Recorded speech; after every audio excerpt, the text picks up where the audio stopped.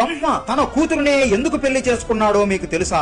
సరస్వతి పురాణం ప్రకారం బ్రహ్మ విశ్వాన్ని సృష్టిస్తున్నప్పుడు తన మహిమతో సరస్వతీదేవిని కూడా సృష్టించాడు. అందుకే సరస్వతీదేవికి తల్లి అనేవారు ఎవ్వరూ లేరు. ఆమెకు తండ్రి మాత్రమే ఉన్నాడు, అతనే బ్రహ్మదేవుడు. సరస్వతీదేవి ఎంత అందంగా మనోహరంగా ఉందంటే ఎంతో మంది దేవుళ్ళు ఆమె అందాన్ని చూసి ప్రేమలో పడిపోయేవాళ్ళు. బ్రహ్మదేవుడు కూడా సరస్వతీదేవి అందానికి ఆమె ప్రేమలో పడిపోతాడు. సరస్వతీదేవినే వివాహం చేసుకోవాలి అని అనుకునేవాడు. కానీ సరస్వతీదేవి మాత్రం బ్రహ్మదేవుడిని ఒక తండ్రిలాగానే భావిస్తూ ఉండేది. బ్రహ్మ మనసులో సరస్వతిని వివాహం చేసుకోవాలని ఉంది అని ఆమెకు తెలుస్తుంది. ఆమెకు అది అస్సలు నచ్చదు. బ్రహ్మ ఎన్నిసార్లు చెప్పినా కూడా సరస్వతీదేవి ఒప్పుకోకుండా బ్రహ్మ నుండి తప్పించుకోవాలని చాలా ప్రయత్నాలు చేస్తుంది. కానీ ప్రతిసారి విఫలమయ్యేది. చివరికి బ్రహ్మదేవుడు నేను ఇది లోక రక్షణ కోసం చేస్తున్నాను అని చెప్పడంతో సరస్వతీదేవి ఒప్పుకుంటుంది. అలా ఆమె తన తండ్రిని వివాహం చేసుకోవలసి వచ్చింది. వాళ్ళ వివాహానికి ఎంతో మంది దేవుళ్ళు వస్తారు. వచ్చిన ప్రతి ఒక్కరూ బ్రహ్మ ఇలా చేయడం తప్పు కదా,